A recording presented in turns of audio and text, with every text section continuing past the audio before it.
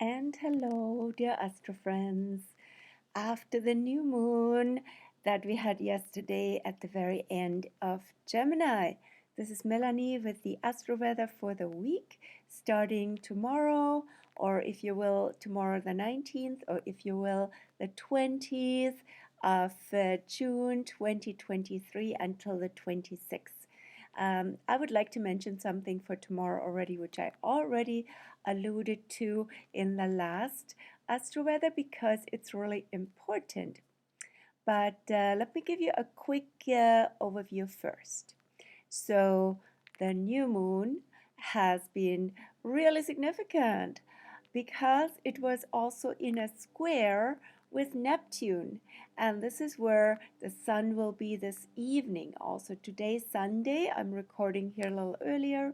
Happy Father's Day, by the way, if you are still celebrating or are in the afterglow of the honoring of our fathers and forefathers and all the fatherly protective and guarding and guiding and grounding vibes in this world, which we really need so much. An expression of that is also, of course, good leadership. So that would link to Saturn currently retrograde in Pisces. Where do we find leadership and models for leadership internally and also maybe in the past that we can apply to now? So lots about Saturn retro. That happened last week. That shift happened last Sunday, the 11th, and this week it's more about Neptune. So especially this weekend, right? So the new moon was already linked with Neptune in a square, and that could have caused quite a lot of discombobulation and confusion. Here is Sun and Moon yesterday evening, not even 24 hours ago. Here is the square with Neptune, end of Pisces. End of Pisces is double Pisces, end of Gemini is double Gemini.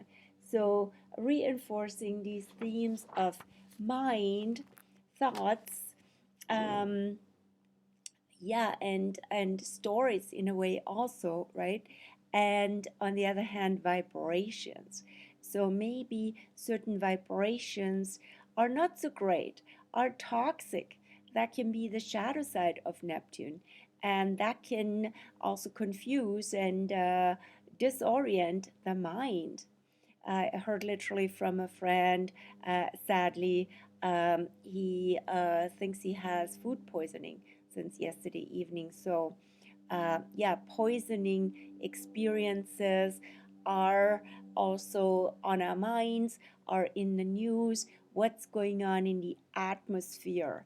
This is Pisces, right? Pisces is beyond um, anything that you can have boundaries and control over. This is something that influences and affects us all, the whole web of life, and yeah, it's our links and it's the connection to all that is, and the weather and the atmosphere are quite a theme for Pisces in that regard. So lots of toxins, lots of fumes, burning of Canada, pretty disastrous and terrible what's going on there. And with Pisces, it can be also ripple effects and domino effects, right?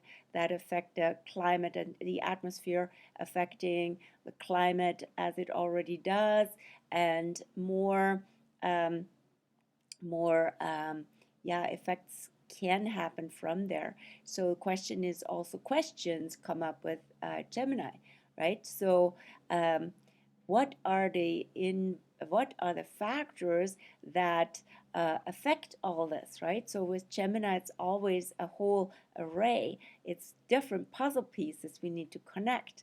And this is also where science comes in, but science has gotten quite into a confusion and discredit and questioning in the last few years. So, which signs can we trust, and what is our direct observation, also, right? So, yeah, Gemini, lots of questions. The mind can be very full, and the combination of Gemini and Pisces is also to transcend the dualistic and the controversial mind that always goes into this and that, finds more information, finds more points, talking points, arguments, all this kind of stuff. Hence, also the association with the monkey mind, and has all kinds of tricks up its sleeve. And with Neptune, what influences the mind? How can we expose our whole being to different vibrations that have a very beneficial effect on the mind? And of course, nature, music, movement, yoga, anything that connects us comes to mind and heart. So this is rolling out this whole Neptunian activation through the new moon and through the sun this evening. Is rolling out, I would say, definitely as long as the sun is in Gemini, which is until summer solstice. Big news around that this week. We are moving into the solstice week where we're shifting from Gemini to Cancer, from the mind, from the mental plane to the emotional plane, from air to water, from thinking to feeling, right? So this is also what I call the cusp from Gemini to Cancer. Besides the summer solstice, I call the cusp itself in the zodiac also the nesting point, where all the all our flights, all the different diversions and excursions and thought forms, even, right, come back home and find their place, find their nest, and we come back to a place of comfort, of belonging, and home becomes a really important theme, home and family, especially with the Cancer season. More to come in that regard, of course, when Mercury goes into Cancer as well, which will be next Monday, the 26th. And the 26th has lots of astrological alignments in store. I get to that in a little while. So what's up this week? As I said, the build-up for the summer solstice, or the countdown, has this alignment tomorrow, Monday, which I probably, as I said, already mentioned last week, but why not? Here is again. Jupiter in early Taurus goes into sextile with Saturn in early Pisces. So here we go.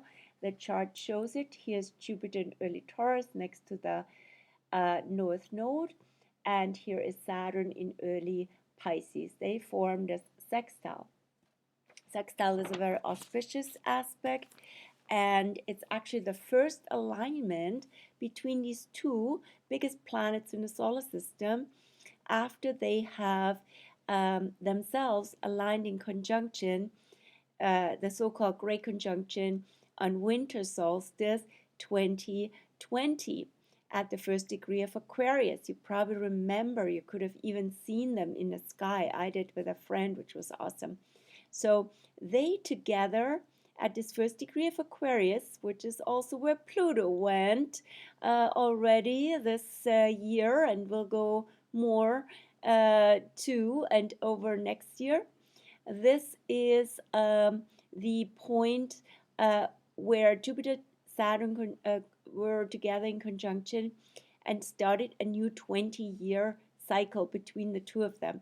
That 20-year cycle is really important. It's a socio-political economic cycle because Saturn rules structures, rules governments, rules laws. Jupiter rules what actually is of value, right?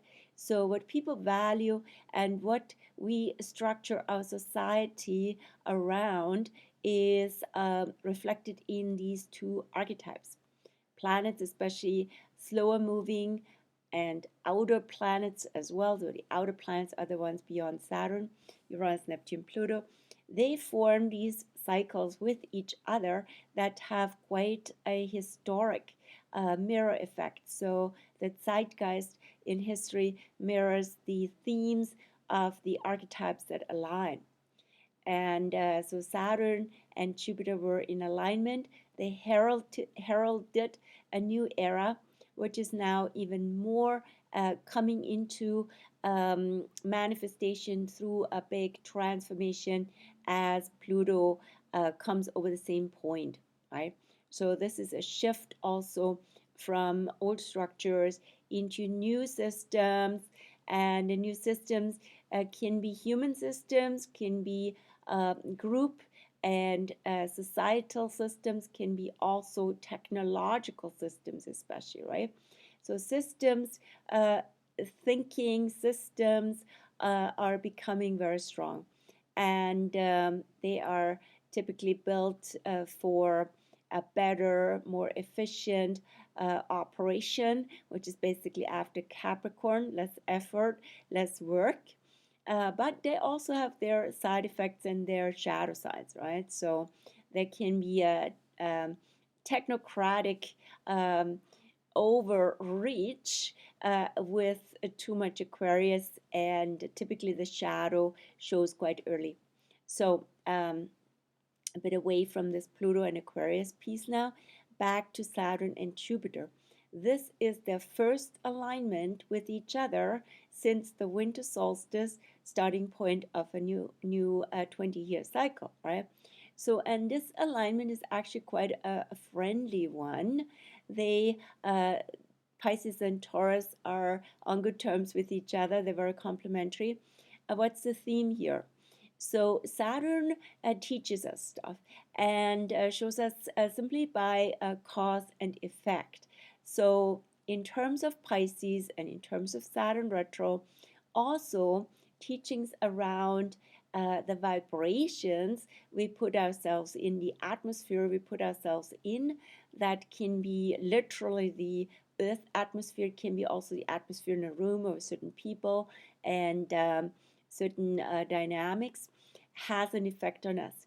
And how can we regulate that, right? So rather than being so exposed to random influences, which can basically affect us negatively, how can we discern, how can we be more experienced regarding what works for us and how we can actually elevate our vibration, right? So there's work involved, and it's also about inner guidance and inner holding back if needed. Saturn retro says, go inward, check in here first, and in doubt, don't do it if you're not very clear about it.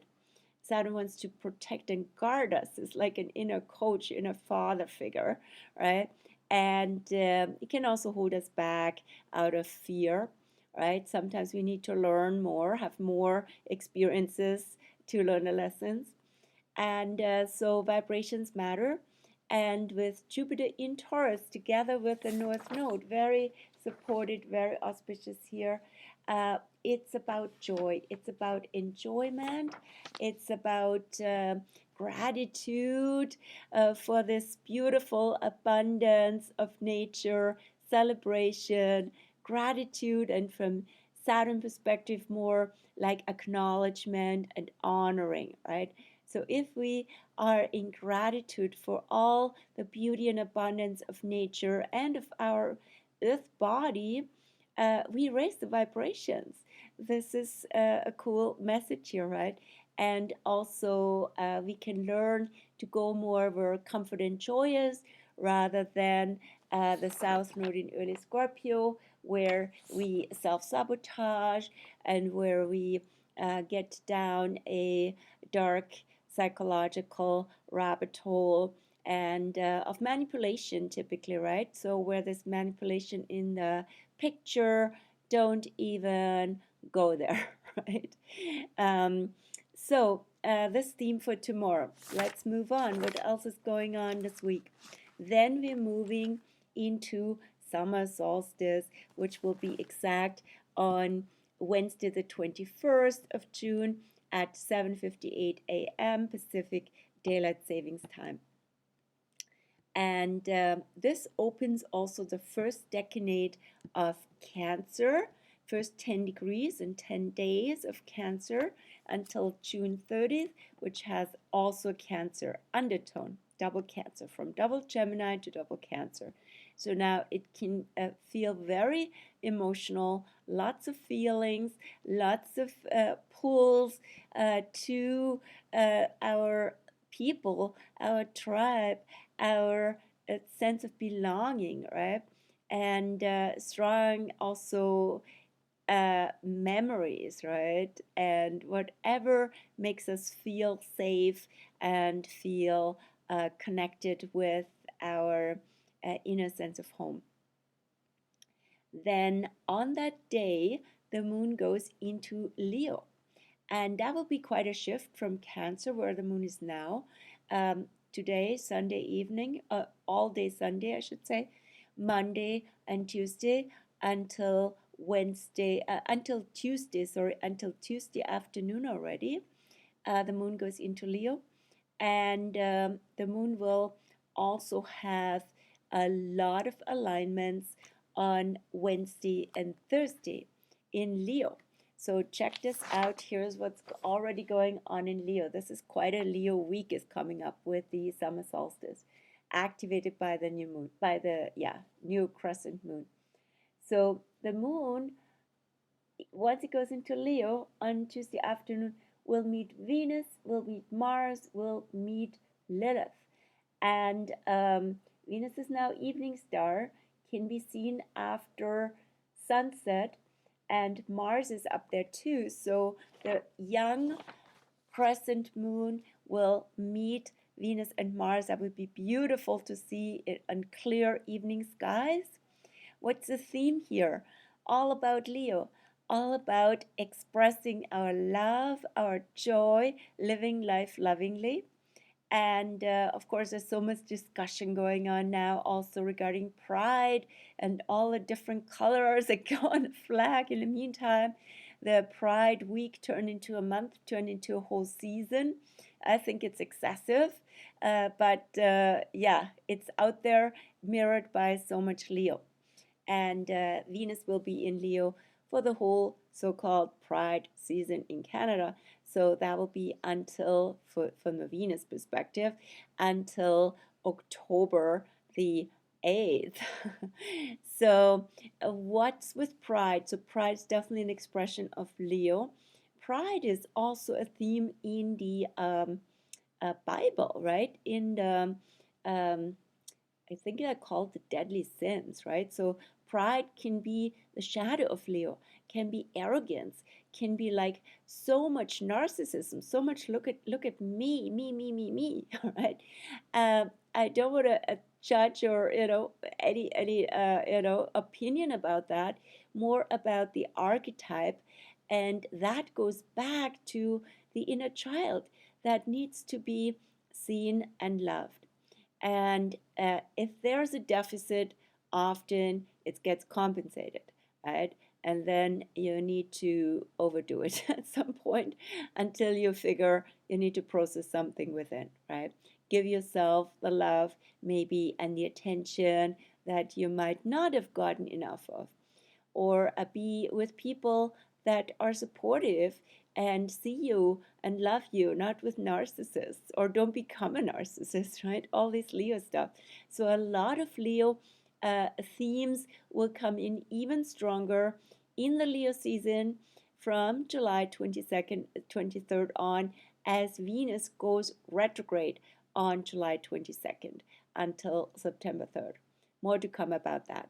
But this week is already quite a Leo, a sort of a precursor, with the moon activating, as I said, Venus, Mars, and Lilith. So wild Lilith, wild, feral, undomesticated, and Lilith can actually help with all this because she, besides being sort of the wild one, a stereotype, she can bring us to our unconditioned self that is always love and loving and beloved, right? So if it happened to that, it's all good. But in the meantime, there's also another dynamic building up that becomes exact on two of them actually, one on Thursday the 22nd, the second on Monday the 26th. So that comes from Mars in Leo. Mars in Leo will first go into what's called a fire trine. Mars in fiery Leo in a trine alignment.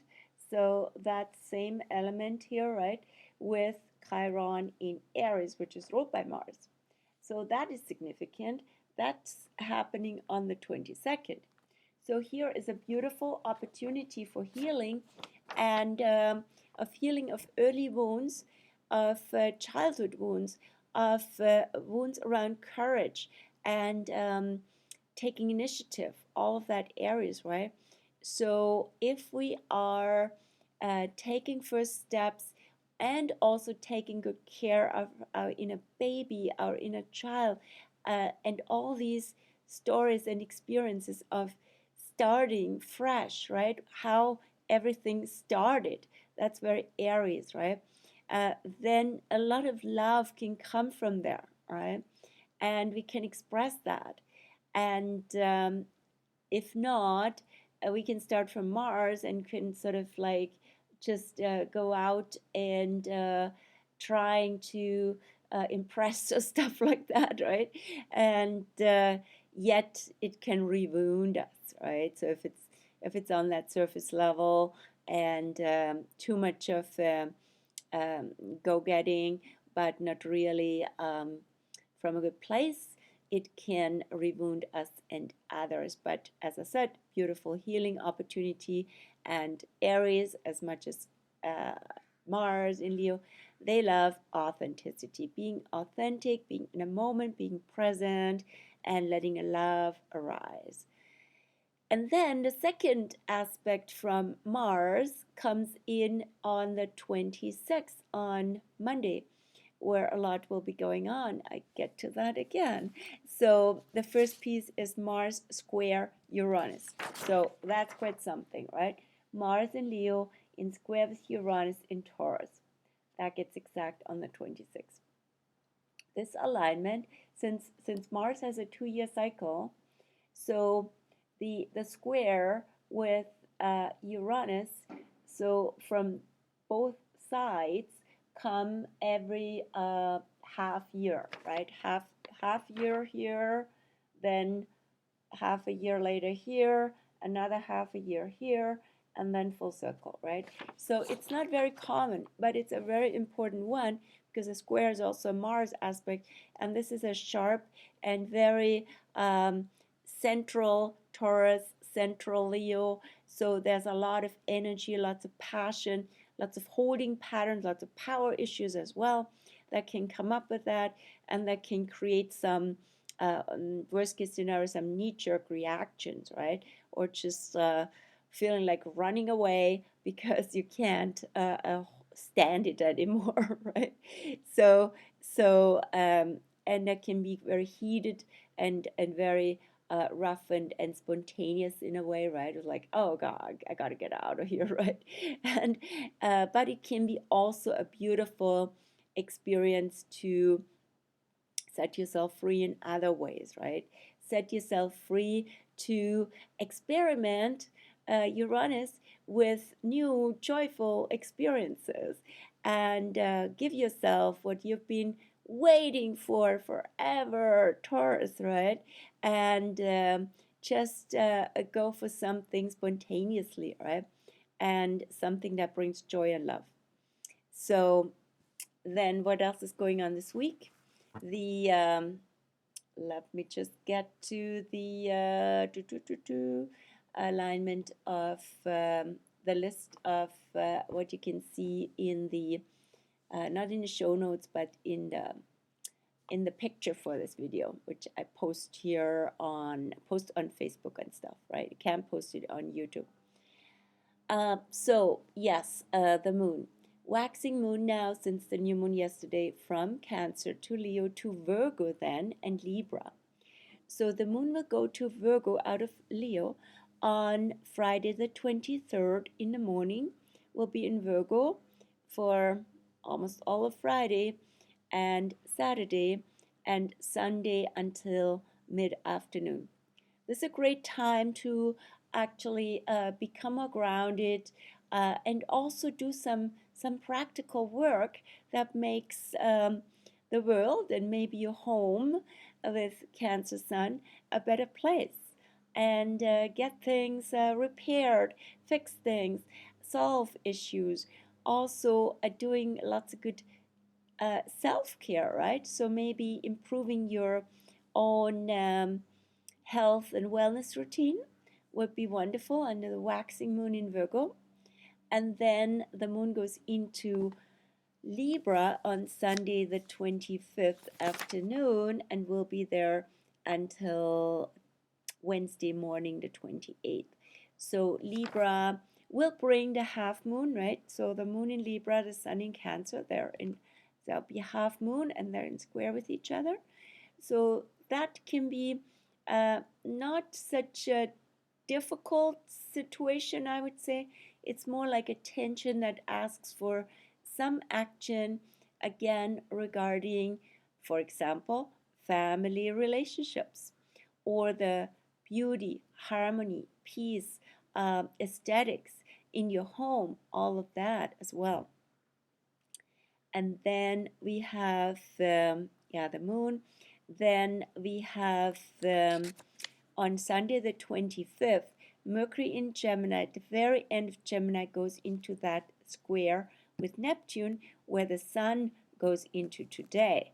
So that can be another kind of a bit of a woozy doozy, and confusing energy, but it can be also good to, rather than being all wrapped up in the thinking mode, so many things to think about, and from the Virgo side, so many things to do, also to add some different vibrations, add music, add flow, add being in the groove rather than going everything by protocol and plan, and go spontaneously to music, as I said, stuff like that.